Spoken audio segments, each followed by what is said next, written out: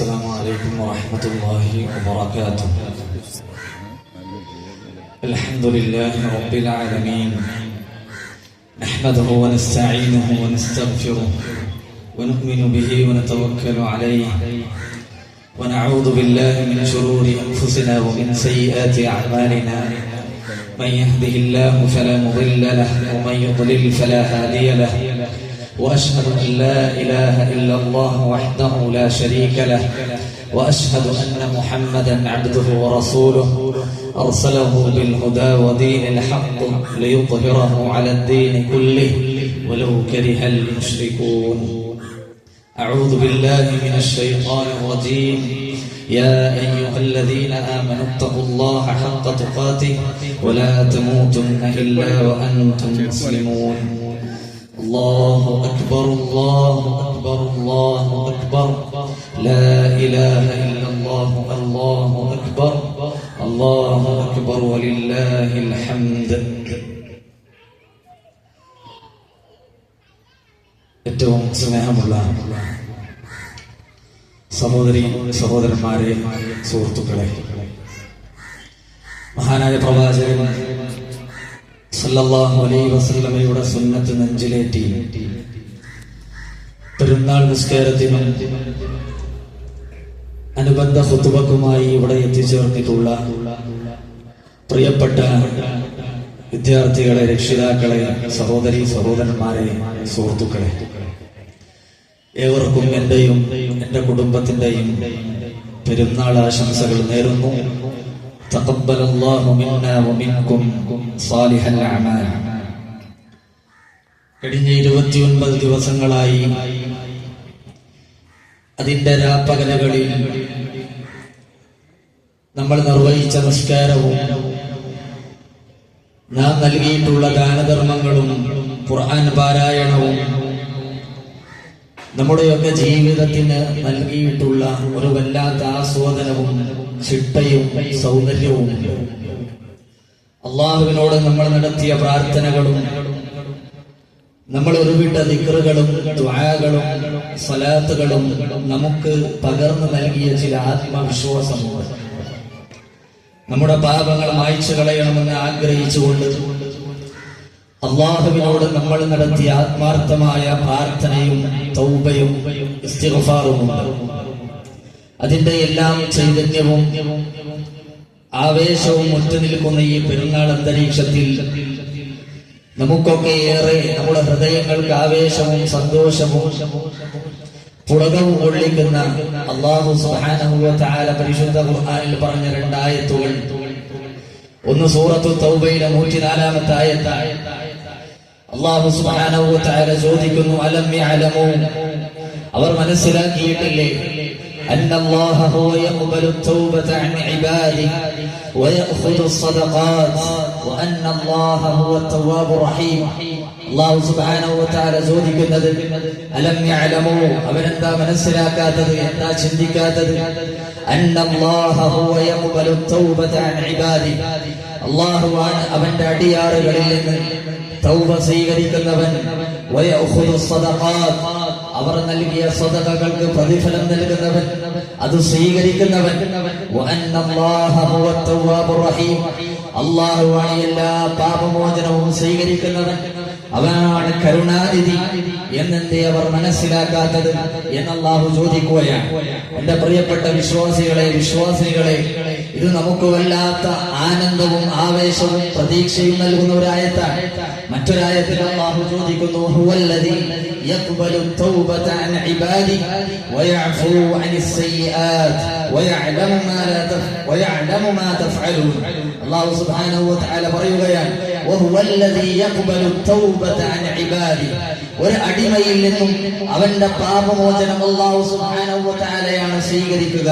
വയഅഫു അനിസ് സയ്യിആത്ത്, അവനിൽ വല്ല വീഴ്ചയും വന്നാൽ, ദുഷ്കൃത്യവും വന്നാൽ, അവൻ അല്ലാഹുവോട് പാപമോചനം നടത്തിയാൽ അത് അല്ലാഹു സുബ്ഹാനഹു വ തആലയാണ് സ്വീകരിക്കുക. വയഅലമു മാ തഫ്അലൂൻ, അവർ ചെയ്യുന്നത്, മനുഷ്യരെ നിങ്ങൾ ചെയ്യുന്നതെല്ലാം അല്ലാഹു കാണുന്നുണ്ട്, അറിയുന്നുണ്ട്. വയസ്തജീബുൽ ലദീന ആമനു വഅമിലുസ് സാലിഹാത്ത്. വിശ്വാസികളായ ആളുകൾ, സൽക്കർമ്മം ചെയ്യുന്നവർ, അവരുടെ പ്രാർത്ഥനയ്ക്ക് അല്ലാഹു ഉത്തരം നൽകും എന്ന് മാത്രമല്ല, വയസീദുഹും മിൻ ഫദ്ലി, അവന്റെ ഔദാര്യത്തിൽ നിന്ന് അല്ലാഹു ഏറ്റി കൊടുക്കുകയാണ്. കഴിഞ്ഞ ഒരു മാസക്കാലം നമ്മൾ ഖിയാമിലൂടെ, സിയാമിലൂടെ, തൗബയിലൂടെ, ഇസ്തിഗ്ഫാറിലൂടെ, ദുആകളിലൂടെ, സലാത്തുകളിലൂടെ അല്ലാഹു വാഗ്ദാനം ചെയ്ത അനുഗ്രഹീത ജീവിതം നയിക്കാൻ ഒരു നന്ദി സൂചകം എന്നോണമാണ് സഹോദരങ്ങളെ തക്ബീർ ധ്വനികൾ ഉയർത്തിക്കൊണ്ട് ഈദ്ഗാഹുകളിലേക്ക് നമ്മൾ വന്നിട്ടുള്ളത്. അല്ലാഹു സുബ്ഹാനഹു വ തആല പറഞ്ഞല്ലോ, വലിതുക്മിലുൽ ഇദ്ദത വലിതുകബ്ബിറുല്ലാഹ അലാ മാ ഹദാകും വലഅല്ലകും തഷ്കുറൂൻ. അല്ലേ, എണ്ണപ്പെട്ട ദിവസങ്ങൾ പൂർത്തീകരിച്ചുകൊണ്ട് അല്ലാഹു നമുക്ക് നൽകിയ ഹിദായത്തിന്റെ നന്ദി സൂചകമായി കൊണ്ടാണ് നമ്മൾ പ്രഖ്യാപിച്ചത് അല്ലാഹു അക്ബർ, അല്ലാഹു അക്ബർ. അല്ലാഹുവേ, നീയാണ് ഏറ്റവും വലിയവൻ, എനിക്കെല്ലാത്തിന്റെയും പ്രാമുഖ്യമുള്ളത് അല്ലാഹ് നീയാണ്, എനിക്കൊന്നും പ്രധാനമല്ല, ഏറ്റവും പ്രധാനമായിട്ടുള്ളത്, ഒന്നാമതായിട്ടുള്ളത് അല്ലാഹ് നീയാണ്. അല്ലാഹു അക്ബർ, അല്ലാഹുവേ നീ ഏറ്റവും വലിയവനാണ്. ലാ ഇലാഹ ഇല്ലല്ലാഹ്, അല്ലാഹ് നീയല്ലാതെ ഒരു ഇലാഹുമില്ല, നീയല്ലാതെ ഒരു ആരാധ്യനുമില്ല. എന്റെ മുമ്പിൽ മാത്രമാണ് ഞാൻ സുജൂദ് വെക്കുന്നത്. ഒരു തങ്ങളുടെ അടുത്തോ, ഒരു ബീവിയുടെ അടുത്തോ, ഒരു ബാവയുടെ അടുത്തോ, ഒരു ജാറത്തിന്റെ മുമ്പിലോ, ഒരു മക്ബറകൾക്ക് മുമ്പിലോ ഞാൻ എന്റെ സുജൂദ് ചെയ്യില്ല, ഞാൻ അവരോട് പ്രാർത്ഥിക്കുന്നില്ല. എന്റെ എല്ലാ പ്രാർത്ഥനയും, എന്റെ എല്ലാ ഇസ്തിഗാസയും, എന്റെ എല്ലാ ഇസ്തിആനയും, എന്റെ എല്ലാ ഇബാദത്തിന്റെ ഇനങ്ങളും റബ്ബേ നിനക്ക് മുമ്പിൽ മാത്രമാണ്. അതാണ് നമ്മൾ പ്രഖ്യാപിച്ചത്, ലാ ഇലാഹ ഇല്ലല്ലാഹ്, അല്ലാഹ് നീയല്ലാതെ ഒരാളും ആരാധനക്ക് അർഹനായിട്ടില്ല. അതുകൊണ്ട് എന്റെ എല്ലാ സ്തുതികളും സർവ്വവും റബ്ബേ നിനക്ക് മുമ്പിൽ ഞാൻ സമർപ്പിക്കുന്നു. വലില്ലാഹിൽ ഹംദ്, എല്ലാ സ്തുതികളും അല്ലാഹുവേ നിനക്കുള്ളതാണ് എന്ന് നമ്മൾ പ്രഖ്യാപിക്കുകയാണ്. സഹോദരന്മാരെ, പ്രിയപ്പെട്ടവരെ, ദീനിയായ ജീവിതം നയിക്കാൻ, ചിട്ടയോടുകൂടി, മതചിട്ടയോടുകൂടി ജീവിക്കാൻ പലതരം തടസ്സങ്ങൾ പറയുന്നവരാണ് നമ്മളെങ്കിൽ ഇവിടെ റമദാൻ നമുക്കൊരു പാഠമാണ്, ഒരു തിരിച്ചറിവാണ് നൽകിയിട്ടുള്ളത്. സമയത്തിന് നിസ്കരിക്കാൻ നമുക്ക് കഴിയുമെന്ന് ബോധ്യപ്പെട്ട് കഴിഞ്ഞു. പള്ളിയിൽ ജമാഅത്ത് നിസ്കരിക്കാൻ നമുക്ക് സാധിക്കുമെന്ന് ബോധ്യപ്പെട്ട് കഴിഞ്ഞു. നമ്മുടെ കണ്ണിനെ നിയന്ത്രിക്കാൻ കഴിയുമെന്ന് നമുക്ക് ബോധ്യപ്പെട്ട് കഴിഞ്ഞു. നമ്മുടെ നാവിനെയും ശരീരത്തിലെ മുഴുവൻ അവയവങ്ങളെയും വിചാരിച്ചാൽ നിയന്ത്രിക്കാൻ സാധിക്കുമെന്നും ബോധ്യപ്പെടുത്തിയ നിവശമായിരുന്നു കഴിഞ്ഞ ഒരു മാസത്തെ വ്രതകാലം എന്ന് പറയുന്നത്. വേണമെന്ന് കരുതിയാൽ തഖ്വ കാത്തു സൂക്ഷിക്കാൻ സാധ്യമാകുമെന്ന് നമ്മളെ തന്നെ ബോധ്യപ്പെടുത്തിയ ഒരു സന്ദർഭമായിരുന്നല്ലോ കഴിഞ്ഞ ഒരു മാസക്കാലം. അതുകൊണ്ട് റമദാൻ കഴിഞ്ഞാലും റമദാനിൽ കാത്തു സൂക്ഷിച്ച മതചിട്ടകൾ അത് തുടർത്തിക്കൊണ്ടുപോകണം. അതിന് കൈമോശം വരാതെ അത് തുടർത്തുക എന്നത് മുഅ്മിനിന്റെ ക്വാളിറ്റിയാണ്, അവരുടെ സവിശേഷതയാണത്. ബിക്സൽ ഖൗം ലാ യഅരിഫൂന അല്ലാഹ ഇല്ലാ ഫി റമദാൻ. റമദാനിൽ മാത്രം റബ്ബിനെ അറിയുന്ന ചില ആളുകളുണ്ട്, അവർ എത്ര മോശക്കാരാണ് എന്ന് മുൻഗാമികൾ പറഞ്ഞിട്ടുണ്ട്. അതുകൊണ്ട് നമ്മുടെ നിസ്കാരവും, നമ്മുടെ സക്കാത്തും, നമ്മുടെ സദഖയും, നമ്മുടെ മറ്റ് എല്ലാ സൽക്കർമ്മങ്ങളും റമദാനിൽ മാത്രം ഒതുങ്ങിക്കൂടരുത്. റമദാനിന് ശേഷം തുടർച്ചയുണ്ടാകട്ടെ. യഖീനാകുന്ന മരണം നിങ്ങളിലേക്ക് എത്തും വരെ റബ്ബിനെ നിരന്തരമായി ഇബാദത്ത് ചെയ്യണമെന്ന റബ്ബിന്റെ കൽപ്പനയെ ശിരസാവഹിച്ചുകൊണ്ട് റമദാൻ കഴിഞ്ഞാലും ജീവിതത്തിൽ ജമാഅത്ത് നമസ്കാരങ്ങൾ തുടർച്ചയായി ഉണ്ടാകണം. മറ്റെല്ലാ സൽക്കർമ്മങ്ങളും സഹോദരങ്ങളെ നമ്മുടെ ജീവിതത്തിൽ നമുക്ക് ഉണ്ടാക്കിയെടുക്കേണ്ടതാണ്. അല്ലെങ്കിൽ ഖുർആനിൽ വിവരിച്ച ഒരു ഭ്രാന്തി പെണ്ണിനെ പോലെ നമ്മളായിത്തീരും. റമദാൻ കഴിഞ്ഞാലും സഹോദരങ്ങളെ നിരന്തരമായി സൽക്കർമ്മങ്ങൾ തുടർത്തിക്കൊണ്ടുപോവുക. ولا تكونوا كالتي نقضت غزلها من بعد قوة أنكاثا تتخذون أيمانكم دخلا بينكم. പരിശുദ്ധ ഖുർആനിൽ സൂറത്തുൽ നഹ്ലിൽ പറഞ്ഞതുപോലെ ഉറപ്പോടെ നൂൽ മൂറ്റ ശേഷം തന്റെ നൂലുകളൊക്കെ പല ഇഴകളാക്കി പിരിയുടച്ചു കളഞ്ഞ ഒരു ഭ്രാന്തി പെണ്ണിനെ പോലെ നിങ്ങളാകരുത്. ഒരു ബിൽഡിംഗ് കെട്ടാൻ ഒരുപാട് സമ്പത്ത് മുടക്കി, ഊർജം മുടക്കി, സമയം മുടക്കി, എല്ലാം എല്ലാം മുടക്കി വലിയ ഒരു കെട്ടിടം നിർമ്മിച്ച് ഒരു നിമിഷം കൊണ്ട് അതിന് തകർന്നടിഞ്ഞാൽ എന്തൊരവസ്ഥയാണ്. അത് ഉണ്ടാക്കാൻ എത്ര പണിപ്പെട്ടിരിക്കുന്നു. തകരാൻ നിമിഷങ്ങൾ മതി സഹോദരങ്ങളെ. അതുകൊണ്ട് ഇനിയെല്ലാം ആകാം എന്ന ഒരു ലൈസൻസ് കിട്ടിയതുപോലെ ഇനി ഹറാം കാണാം, കേൾക്കാം, സംസാരിക്കാം, സിനിമ കാണാം, എല്ലാം ആകാം എന്ന് ചിന്തിക്കുന്നിടത്ത് നിന്ന് മാറി ഇതുവരെ ഞാൻ എങ്ങനെ മാറിയോ അതുകൊണ്ട് എന്റെ ജീവിതം അതുപോലെ ചിട്ടപ്പെടുത്താൻ സാധിച്ചാൽ അവിടെയാണ് സഹോദരങ്ങളെ നമുക്ക് വിജയമുള്ളത്. അതുകൊണ്ട് തുടർത്തി കൊണ്ടുപോവുക എന്നതാണ് ഈ പെരുന്നാളിന്റെ ഒന്നാമത്തെ സന്ദേശം. രണ്ടാമത്തത് നമുക്കൊക്കെ അറിയാമല്ലോ, പ്രക്ഷുബ്ധമായ ഒരു സാമൂഹ്യ സാഹചര്യത്തിലൂടെയാണ് നമ്മൾ കടന്നുപോയിക്കൊണ്ടിരിക്കുന്നത്. ശാന്തമായ ഇടങ്ങളിൽ നിന്ന് നമ്മൾ വിചാരിച്ച പീഡനങ്ങളും കലാലയങ്ങളും ക്യാമ്പസുകളും അക്രമങ്ങളും കൊലപാതകങ്ങളും മർദ്ദനങ്ങളും നോർമലൈസ് ചെയ്തുകൊണ്ട് അതൊക്കെ ഒരു സാർവത്രികമായി കൊണ്ടിരിക്കുന്ന ഒരു കാലഘട്ടമാണ്. പറഞ്ഞില്ലേ, 3 തിന്മകളിൽപ്പെട്ട ഏതെങ്കിലും ഒരു തെറ്റ് ചെയ്യാൻ നിർബന്ധിതനായ ഒരു മനുഷ്യന്റെ അവസ്ഥ വിവരിക്കുന്ന മുൻകാലത്തുണ്ടായ ഒരു സംഭവം വിവരിക്കുന്ന ഹദീത്ത് സഹോദരങ്ങളെ പണ്ഡിതന്മാരുടെ ഹദീത്ത് ഗ്രന്ഥങ്ങളിൽ എടുത്തു കൊടുക്കുന്നുണ്ട്. ഒന്ന്, അയാൾക്ക് കിട്ടിയ ഓപ്ഷൻ ഒരു പെണ്ണിനെ വ്യഭിചരിക്കുക എന്നതാണ്. രണ്ടാമത്തെ ഒരു ഓപ്ഷൻ ആകട്ടെ ഒരു കുട്ടിയെ വധിക്കുക എന്നതാണ്. മൂന്നാമത്തെ ഒരു ഓപ്ഷൻ ലഹരി, മദ്യം നുകരുക എന്നതാണ്. അയാൾ ചിന്തിക്കുന്നു, ഞാൻ എങ്ങനെ ഒരു പെണ്ണിനെ വ്യഭിചരിക്കും, അതെത്ര വലിയ പാപമാണെന്ന്. രണ്ടാമത് അയാൾ ചിന്തിക്കുന്നത്, ഒരു കുട്ടിയെ ഞാൻ എങ്ങനെ കൊല്ലും, എന്നെ കൊണ്ടതിന് സാധിക്കില്ലെന്നാണ്. മൂന്നാമത് മദ്യം കഴിക്കുക എന്നതാണല്ലോ, അത് വലിയ കുഴപ്പമൊന്നുമില്ല എന്ന മട്ടിൽ അയാൾ മദ്യം നുകരുന്നു. അത് മുഖേന അയാളെ മസ്തിഷ്കത്തിന് തേൽക്കുന്നു, ബുദ്ധി നഷ്ടപ്പെടുന്നു, പെണ്ണിനെ വ്യഭിചരിക്കുന്നു, കുട്ടിയെ കൊല്ലുന്നു. ഹദീസിന്റെ തുടക്കത്തിൽ കാണാം, നിങ്ങൾ മദ്യത്തെ ഒഴിവാക്കുക, ലഹരി നിങ്ങൾ വെടിയുക. കാരണം എല്ലാ തിന്മകളുടെയും മാതാവ് മദ്യമാകുന്നു, ലഹരിയാകുന്നു എന്ന് പഠിപ്പിക്കാൻ നബി സല്ലല്ലാഹു അലൈഹി വസല്ലം പഠിപ്പിച്ചു തന്ന ഒരു കഥയാണിത്. അതുകൊണ്ട് സഹോദരങ്ങളെ, മദ്യം എന്നത്, ലഹരി എന്നത് നമ്മുടെ സമൂഹത്തെ കാർന്നു തിന്നുകൊണ്ടിരിക്കുന്ന വല്ലാത്ത ഒരു കാലഘട്ടമാണിത്. മദ്യവും മയക്കുമരുന്നും തുടങ്ങിയ വ്യത്യസ്തങ്ങളായ ലഹരി വസ്തുക്കളുടെ ഉപയോഗവും ലഭ്യതയും സമൂഹത്തിലതാ വർദ്ധിച്ചുകൊണ്ടിരിക്കുന്ന ഒരു കാലമാണ്.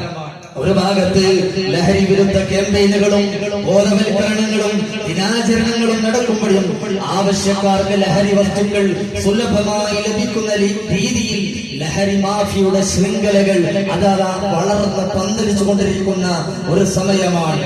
കേരളത്തിന്റെ എക്സൈഡ് കമ്മീഷണറുടെ വാക്കുകൾ ഒരു പക്ഷേ നിങ്ങളൊക്കെ കേട്ടിട്ടുണ്ടായിരിക്കും. 17 വയസ്സ് തികയും മുൻപ് 70% വരുന്ന കുട്ടികളും ലഹരി പദാർത്ഥങ്ങൾ രുചിക്കുകയോ അനുഭവിക്കുകയോ ചെയ്യാതെ പോകുന്നില്ലെന്നാണ്. എത്ര ഗൗരവപ്പെട്ട വാക്കുകളാണത്. നോക്കൂ നിങ്ങൾ, 17 വയസ്സാകുന്നതിന് മുമ്പ് എല്ലാ കുട്ടികളും 70% കുട്ടികളും ലഹരി പദാർത്ഥങ്ങൾ രുചിക്കുകയോ അത് ഉപയോഗിക്കുകയോ അനുഭവിക്കുകയോ ചെയ്യാതെ പോകുന്നില്ലെന്ന് പോലീസ് ഉദ്യോഗസ്ഥന്മാർ പറയുന്നിടത്തേക്ക് നമ്മുടെ പുതുതലമുറ എവിടേക്കാണ് സഞ്ചരിച്ചു പോകുന്നത്? അത് എല്ലാ തിന്മകളുടെയും മാതാവാണ്. ഒരാൾ ലഹരി ഉപയോഗിച്ചാൽ ഇത് ഉമ്മയാണെന്ന് പിന്നെ അയാൾക്ക് തിരിച്ചറിയാൻ കഴിയില്ല, പെങ്ങളാണെന്ന് തിരിച്ചറിയാൻ കഴിയുന്നില്ല. അവരെ ലൈംഗികമായി പീഡിപ്പിക്കാൻ മാനസികമായി ഒരു ബുദ്ധിമുട്ടും തോന്നുന്നില്ല. ചറ്റുകയെടുത്ത് സ്വന്തം ഉമ്മയുടെ, അനിയന്റെ, മൂത്തമ്മയുടെ തലക്കടിക്കാൻ ഒരു മനോവിഷമവും അയാൾക്ക് ഉണ്ടാകാത്തതിന്റെ പിന്നിലുള്ള കാരണം എന്താണ് സഹോദരങ്ങളിൽ? അയാളുടെ മസ്തിഷ്കം തകർന്നുപോയി, അയാളുടെ ബുദ്ധി നശിച്ചുപോയി എന്നതല്ലേ. അതുകൊണ്ട് ലഹരി സകല തിന്മകളുടെയും മാതാവാണ് എന്ന് നബി സല്ലല്ലാഹു അലൈഹി വസല്ലം പഠിപ്പിക്കുകയാണ്. മറ്റൊരു ഹദീസിൽ കാണാം, മൻ ശരിബൽ ഖംറ വസകിറ ലം തുഖബൽ ലഹു സ്വലാത്തുൻ 40 സ്വബാഹ. 40 ദിവസം അയാളുടെ നിസ്കാരം അല്ലാഹു സ്വീകരിക്കുകയില്ല മദ്യം നുകർന്നു കഴിഞ്ഞാൽ.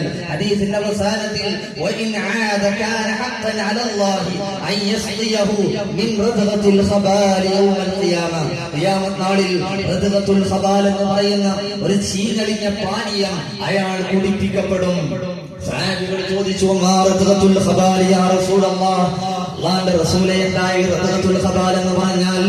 സല്ലല്ലാഹു അലൈഹി വസല്ലം പറഞ്ഞു, ഉസാറത്തു അഹ്ലിന്നാർ, അത് നരകക്കാരുടെ ഒരു തരം പാനീയമാണ് എന്ന് പറഞ്ഞാൽ സഹോദരങ്ങളെ, നരകക്കാരുടെ ശരീരത്തിലെ വിയർപ്പും അവരുടെ ശരീരത്തിലെ കൊഴുപ്പും അവരുടെ ശരീരത്തിലെ ചെലവുമെല്ലാം കൂട്ടിച്ചേർന്നിട്ടുള്ള ഒരു തരം ദ്രാവകമാണ്. അതങ്ങ് കുടിക്കാൻ കൊടുക്കും. എത്ര മോശപ്പെട്ട നിന്ദകരമായ അവസ്ഥയാണ്. അതുകൊണ്ട് സഹോദരങ്ങളെ, അത് ആർക്കുള്ളതാണ്? ലഹരി ഉപയോഗിച്ചവർക്കുള്ളതാണ്. ഒടുങ്ങാതിരിക്കണമെങ്കിൽ തുടങ്ങാതിരിക്കണം എന്ന് പറയാറില്ലേ? അതേ അതിന്റെ പരിഹാരമുള്ളൂ. തുടങ്ങിക്കഴിഞ്ഞാൽ സഹോദരങ്ങൾ ഒടുങ്ങി തീരുക തന്നെ ചെയ്യും. അതുകൊണ്ട് അത് തുടങ്ങാതിരിക്കുക എന്നതാ പരിഹാരം. എന്താ അതിന്റെ പരിഹാരം? ഒരേ ഒരു പരിഹാരം, മക്കൾക്ക് ദീനെത്തിച്ചു കൊടുക്കുക. രക്ഷിതാക്കളെ, പ്രിയപ്പെട്ടവരെ, ഇനി അവധിക്കാലമാണ് വരാൻ പോകുന്നത്. നമ്മുടെ മക്കളുടെ അവസ്ഥ എന്താണ്? അവർ എങ്ങനെയാണ് ജീവിക്കുന്നത്? എല്ലാത്തിനെ കുറിച്ച് നമുക്ക് ശ്രദ്ധയുണ്ടാകണം. ഇന്ന് രക്ഷിതാക്കൾ പരസ്പരം കണ്ടുമുട്ടിയാൽ മക്കളെ കുറിച്ചുള്ള ആശങ്കകൾ പങ്കുവെക്കാനാ സമയം കണ്ടെത്തുന്നത്. എന്താ ചെയ്യുക? ഇതെന്താണ് ഇന്നത്തെ കാലം? തലമുറ, ഈ ആൽഫ ജനറേഷൻ, 2K കിഡ്സ് എന്നൊക്കെ പറഞ്ഞ് എന്താണ് അവരുടെ അവസ്ഥ എന്ന് പലരും നിരാശപ്പെട്ടുകൊണ്ടിരിക്കുന്നു. എന്തേ പരിഹാരം? വളർന്നു വരുന്ന മക്കളുടെ ഹൃദയാന്തരങ്ങളിലേക്ക് ദീനിന്റെ സന്ദേശങ്ങൾ, അധ്യാപനങ്ങൾ എത്തിച്ചു കൊടുക്കുക എന്നതേ പരിഹാരമുള്ളൂ. ആര് കണ്ടില്ലെങ്കിലും, എന്റെ ഉമ്മ കണ്ടില്ലെങ്കിലും, ഉപ്പ കണ്ടില്ലെങ്കിലും, ആര് കണ്ടില്ലെങ്കിലും, എന്നെ സൃഷ്ടിച്ച് പരിപാലിച്ച് നിയന്ത്രിച്ചു കൊണ്ടിരിക്കുന്ന സർവ്വലോക രക്ഷിതാവായ അല്ലാഹു എന്നെ കാണുന്നുണ്ട്. ഇന്നല്ലാഹ അലീമുൻ ബിദാത്തി സുദൂർ. എന്റെ ഹൃദയങ്ങളിൽ ഉള്ളത് മുഴുവൻ അല്ലാഹു അറിയുന്നവരാണ്. വഹുവ മഅകും ഐനമാ കുൻതും. മനുഷ്യരെ, നിങ്ങൾ എവിടെയാണെങ്കിലും അവൻ നിങ്ങളുടെ കൂടെയുണ്ട്. ഈ വിശ്വാസത്തിനെ സഹോദരങ്ങളെ നമ്മളെ രക്ഷിക്കാൻ കഴിയോ? ഈ ഉമ്മത്തിനെ കാത്ത് രക്ഷിക്കാൻ സാധിക്കണോ? ഈ ഒരൊറ്റ വിശ്വാസത്തിനെ കഴിയുകയുള്ളൂ. ചില ലിബറൽ പുരോഗതിയുടെ ആളുകൾ പറയുന്നത് പോലെ ജീവിതം ഒന്നേയുള്ളൂ എന്ന ഒരു ചിന്ത ഒരു വിദ്യാർത്ഥിയുടെ മനസ്സിലേക്ക് കയറി കഴിഞ്ഞാൽ പിന്നെ അയാൾക്ക് എന്തിനാ നിയന്ത്രണം ഉണ്ടാവുക? അയാളുടെ ആഗ്രഹത്തിന്റെ മുമ്പിൽ നിൽക്കുന്നത് വാപ്പയാണെങ്കിൽ വാപ്പാനെ നെഞ്ചത്ത് ചവിട്ടാൻ മക്കൾക്ക് മടിയുണ്ടാവൂല. അത് പിടിച്ചു വെക്കുന്നത് അധ്യാപകരാണെങ്കിൽ അധ്യാപകരുടെ നേരെ വിരൽ ചൂണ്ടാൻ വിദ്യാർത്ഥികളുടെ മടിയുണ്ടാകില്ല. അത് തടഞ്ഞു വെക്കുന്നത് പോലീസ് ഉദ്യോഗസ്ഥരാണെങ്കിൽ പോലീസ് ഉദ്യോഗസ്ഥർക്ക് നേരെ കൈ ചൂണ്ടാൻ മക്കൾക്ക് മടിയുണ്ടാകുന്നില്ല. കാരണം ഒന്നേയല്ലേ ജീവിതമുള്ളൂ, ഒരു ബോഡിയല്ലേ ഉള്ളൂ. അതെന്റെ ഇഷ്ടമാണ്, ഞാൻ തോന്നുന്നത് പോലെ ജീവിക്കും. എന്നോട് ചോദിക്കാൻ നിങ്ങളാരാണ് എന്ന മൈൻഡ് അവരിലേക്ക് കയറ്റി കൊടുക്കുന്നത് ലിബറൽ ചിന്താഗതിയാണ്. യോളോ എന്ന് പറയുന്ന ചിന്താഗതിയാണ്. അത് മാറണം. അല്ല, പരിഹാരമൊന്നേ ഉള്ളൂ. ഈ ചിന്ത മാറി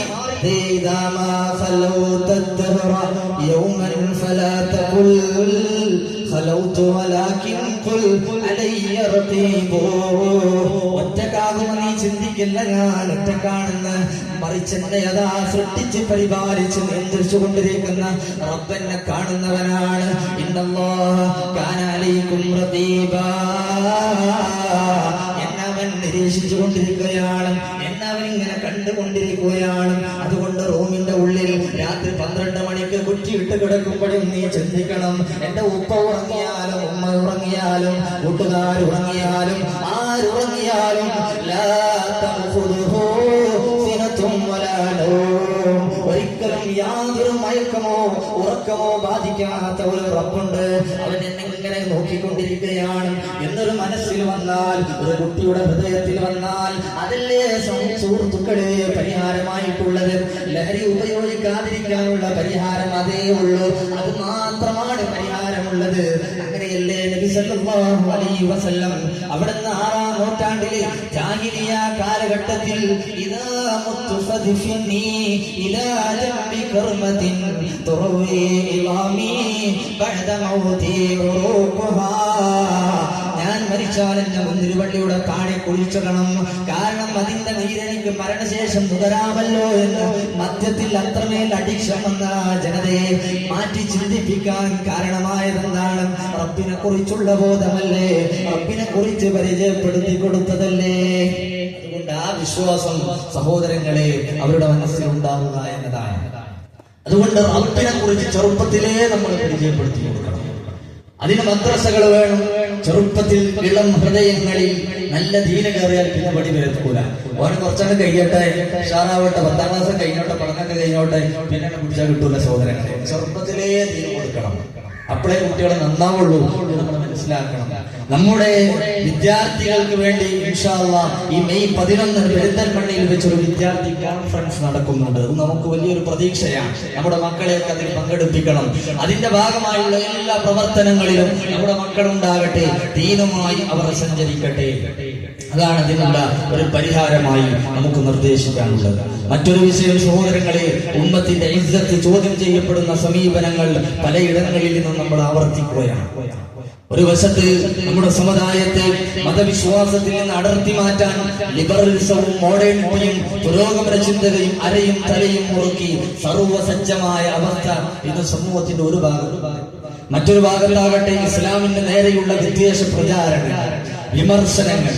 ഇസ്ലാം എന്നത് ഭീകരവാദത്തിന്റെയും തീവ്രവാദത്തിന്റെയും പെൺവിരുദ്ധതയുടെയും പിന്തിരിപ്പൻ ആശയമായി 6-ാം നൂറ്റാണ്ടിൽ നിന്ന് വണ്ടി കിട്ടാത്തവരായി ചിത്രീകരിക്കപ്പെടുന്ന, പരിചയപ്പെടുത്തുന്ന പ്രചണ്ഡമായ അജണ്ടകൾ പ്രചാരമായി കൊണ്ടിരിക്കുന്ന ഒരു കാലഘട്ടം. അതും നമ്മുടെ സമൂഹത്തിൽ ഇങ്ങനെ തുടർന്നു കൊണ്ടിരിക്കുകയാണ്. ഞാൻ ഓരോ സംഭവങ്ങൾ പ്രിയപ്പെട്ടവരെ എടുത്തെടുത്ത് പറയുന്നില്ല. ഇന്ത്യ എന്ന് പറയുന്ന ഈ മഹാരാജ്യം മുസ്ലിം വിരുദ്ധത്തിനെ കുറിച്ചുള്ള മുസ്ലിം വിരുദ്ധ പ്രചാരണങ്ങളുടെ ഒരു ഹബ് ജംഗ്ഷനായി മാറിക്കൊണ്ടിരിക്കുന്ന അവസ്ഥ ഇന്ന് നമ്മുടെ സമൂഹത്തിലുണ്ട്. മുസ്ലിം ലോകം അരക്ഷിതാവസ്ഥയുടെയും ആശങ്കയുടെയും സാഹചര്യങ്ങളെ കുറിച്ചുള്ള ആലോചനകളിലും ചർച്ചകളിലുമാണ് ഇന്നുള്ളത്.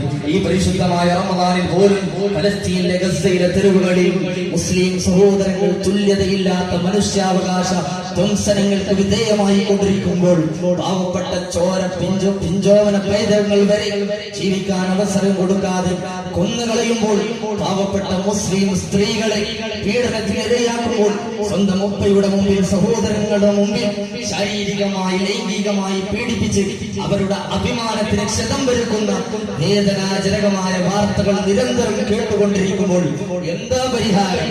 എന്താ സഹോദരങ്ങളെ ഇതിനൊക്കെയുള്ള പരിഹാരം? കാലങ്ങളായി ഇത് തുടർന്നു കൊണ്ടിരിക്കുന്നു. പരിഹാരം ഒന്നേയുള്ളൂ സഹോദരങ്ങളെ, അതാണ് പരിഹാരമായിട്ടുള്ളത്. അല്ലാഹു സുബ്ഹാനഹു വ തആല വിശുദ്ധ ഖുർആനിൽ പറഞ്ഞ ഒരേ ഒരു പരിഹാരം അതും കൂടി പറഞ്ഞുകൊണ്ട് ഈ ഉള്ളവൻ അവസാനിപ്പിക്കുകയാണ് സഹോദരങ്ങളെ. എന്താ അല്ലാഹു സുബ്ഹാനഹു വ തആല പറയുന്നത്? വഅദല്ലാഹു അല്ലദീന ആമനൂ മിൻകും വഅമിലുസ് സാലിഹാത്ത് ലയസ്തഖ്ലിഫന്നഹും ഫിൽ അർളി കമസ്തഖ്ലഫൽ ലദീന മിൻ ഖബ്ലിഹിം വലയുമക്കിനന്ന ലഹും ദീനഹും അല്ലദീ ഇർതദാ ലഹും വലയുബദ്ദിലന്നഹും മിൻ ബഅദി ഖൗഫിഹിം അംനാ യഅബുദൂനനി ലാ യുശ്രികൂന ബി ശൈആ. അല്ലാഹു സുബ്ഹാനഹു വ തആല പറയുന്ന പരിഹാരമാണത്. അങ്ങനെയാണ് പ്രവാചകൻ സല്ലല്ലാഹു അലൈഹി വസല്ലം മക്കയെ മാറ്റിയെടുത്തത്. അങ്ങനെയാണ് നബി സല്ലല്ലാഹു അലൈഹി വസല്ലം വിജയിച്ചത്. അല്ലാഹ് പറഞ്ഞൊരു പരിഹാരമാണത്. വഅദല്ലാഹു അല്ലദീന ആമനൂ മിൻകും വഅമിലുസ് സാലിഹാത്ത്. നിങ്ങളിൽ വിശ്വസിക്കുകയും സൽപ്രവർത്തനങ്ങൾ ചെയ്യുന്നവർക്ക് അല്ലാഹുവിന്റെ ഓഫർ ഉണ്ട്, വാഗ്ദാനമുണ്ട്. എന്താണത്? ലയസ്തഖ്ലിഫന്നഹും ഫിൽ അർളി കമസ്തഖ്ലഫൽ ലദീന മിൻ ഖബ്ലിഹിം. അവർക്ക് മുമ്പുള്ളവർക്ക് ഭൂമിയിൽ പ്രാതിനിധ്യം നൽകിയതുപോലെ നിങ്ങൾക്കും അല്ലാഹു പ്രാതിനിധ്യം നൽകുന്നതാണ്.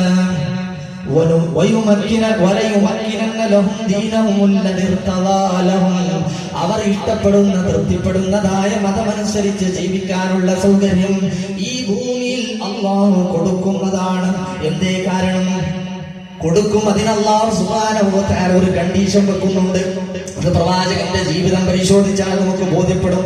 പ്രവാചകന്റെ ജീവിതത്തിന്റെ പ്രബോധന പ്രവർത്തനം തുടങ്ങിയ ആദ്യ നാളുകളിൽ അള്ളാഹുവിന്റെ വഹ്ദാനിയത്ത് 4 ആളുകളെ കേൾക്കെ പറയാൻ പറ്റാത്ത സ്വാധീനമോ അവിടെ ഒരു സ്വാതന്ത്ര്യമോ ഇല്ലാത്ത കാലഘട്ടത്തിൽ പ്രവാചകൻ രഹസ്യ പ്രബോധനം നടത്തുകയും അങ്ങനെ യഥാ പല സ്വഹാബികളും ഇസ്ലാം സ്വീകരിച്ചുവെന്ന് മഹാനായ മുസ്അബ് ഇബ്നു ഉമൈർ റളിയല്ലാഹു അൻഹു മദീനയിലേക്ക് പ്രബോധനാർത്ഥം പോയ ചരിത്രം നിങ്ങളൊക്കെ പലപ്പോഴും കേട്ടിട്ടുണ്ടാകും.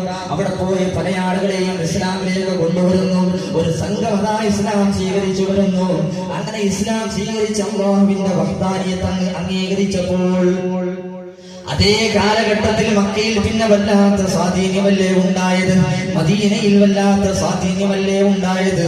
നോക്കൂ നിങ്ങൾ, രാവും പകലും വ്യത്യാസമില്ലാതെ അല്ലാഹുവിന്റെ വഹ്ദാനിയത്ത്, ആ ദഅവത്ത്, ഏകദൈവ വിശ്വാസത്തിന്റെ പ്രബോധന പ്രവർത്തനങ്ങളിലൂടെ നബിയും സഹാബത്തും മുന്നോട്ട് പോയപ്പോൾ മദീനയിലെ മുഴുവൻ വീടുകളിലും അല്ലാഹുവിന്റെ റസൂലിന്റെ ആദർശം സ്വീകരിച്ച ഒരു സംഘമല്ലെങ്കിൽ ഒരു വ്യക്തിയെങ്കിലും അവശേഷിക്കുന്ന സാഹചര്യത്തിൽ ഉണ്ടാകും വിധം മദീനയിൽ സ്വാധീനമുണ്ടായില്ലേ?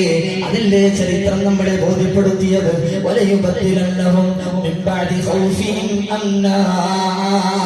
പിന്നെ നിർഭയത്വം പോയി, പിന്നെ അവിടെ നിന്ന് ഭയം പോയി, നിർഭയത്വം അല്ലാഹു പകരം നൽകി. കണ്ടീഷൻ പറഞ്ഞത് ഒരേ ഒരു കാര്യം,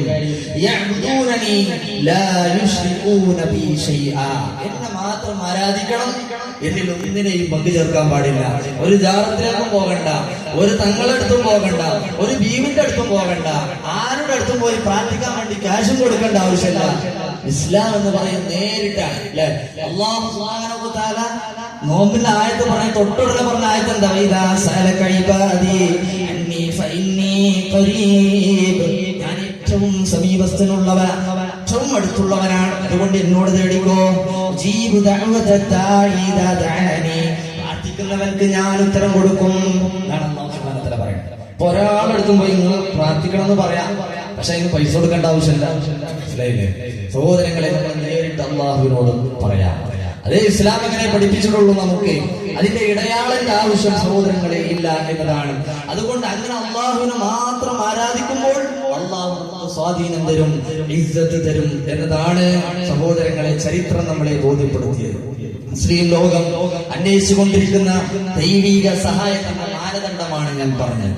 അങ്ങനെയാണ് മദീനയും മക്കയും ബഹ്റൈനും അടക്കമുള്ള ജസീറത്തുൽ അറബ് പൂർണ്ണമായിക്കൊണ്ട്, ഷാമിന്റെ പരിസരവും യമൻ ദേശം പൂർണ്ണമായിക്കൊണ്ടും ഇസ്ലാമിന്റെ കീഴിൽ വന്നത്. പേർഷ്യയും റോമും അടങ്ങുന്ന അന്നത്തെ ലോകശക്തികളുടെ പ്രവിശ്യകളിൽ മുസ്ലിം സമൂഹം വെന്നിക്കൊടി പാറിപ്പിച്ചത് ഈ ഒരു ആദർശം സ്വീകരിച്ചത് കൊണ്ടാണ് എന്ന് നമ്മൾ മനസ്സിലാക്കണം. നമ്മൾ മതബോധമുള്ളവരായി ജീവിക്കാൻ സന്നദ്ധമായാൽ മാത്രമേ ഇസ്സത്ത് നമുക്ക് തിരിച്ചു പിടിക്കാൻ സാധിക്കുകയുള്ളൂ. അല്ലെങ്കിൽ അല്ലാഹു അംഗത നൽകും, സല്ലല്ലാഹു അലൈക്കും ദുല്ല ലാ യൻസിഉഹു ഹത്താ തർജിഉ ഇലാ ദീനിക്കും, നിങ്ങൾ നിങ്ങളുടെ ദീനിലേക്ക് മടങ്ങിയെത്തുക.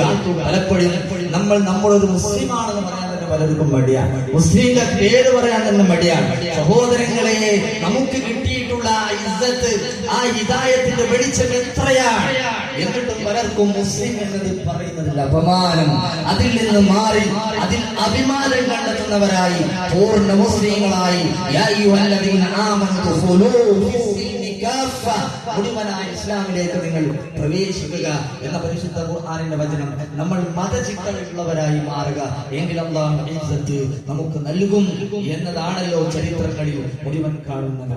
അതുകൊണ്ട് നമ്മൾ മുസ്ലിങ്ങളായി, യഥാർത്ഥ മുഅ്മിനുകളായി നമ്മളൊക്കെ മാറുക എന്നതാണ് മറ്റൊരു പരിഹാരം. ഒരു കാര്യം കൂടി ഓർമ്മപ്പെടുത്തുകയാണ് സഹോദരങ്ങളെ, ഇന്നത്തെ ദിവസത്തിൽ ഒരുപാട് സുന്നത്തുകൾ നമുക്ക് ചെയ്യാനുണ്ട്. അറ്റുപോയ കുടുംബ ബന്ധങ്ങൾ വിളക്കി ചേർക്കാനും, പ്രായമായവരെയും വൃദ്ധരെയും രോഗികളെയും സന്ദർശിച്ച് അവരെ ഒന്ന് ആശ്വസിപ്പിക്കാനും, അതിഥികളെയും കുടുംബക്കാരെയും അയൽവാസികളെയും സൗഹൃദങ്ങളെയും ആദരിക്കാനും ബഹുമാനിക്കാനും ഈ സുദിനത്തിൽ നമ്മൾ സമയം കണ്ടെത്തേണ്ടതുണ്ട്.